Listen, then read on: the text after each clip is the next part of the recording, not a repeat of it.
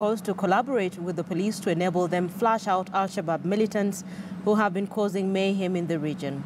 While condemning the Sunday IED attack that left 4 administration police officers and 3 Kenya police reservists dead, the politicians asked the police to beef up security along the Kenya-Somalia border, even as they enhance the Nyumba Kumi initiative in the region.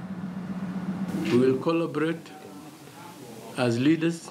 We'll collaborate with the government of Kenya and the security apparatus so that those individuals who are marauding and moving in this region and are disrupting our normal lives, we will bring them to book.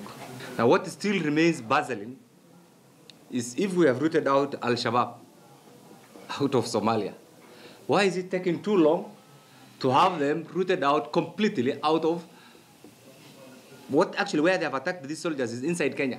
We want to also appeal to the local community, wherever they are, to cooperate with the government security agencies and report suspicious criminal elements in their midst to their chiefs, to the village elders, and to the heads of the security agencies. This is the only way we can be responsive. This is the only way we can also contribute to the security well-being of the people of Kenya.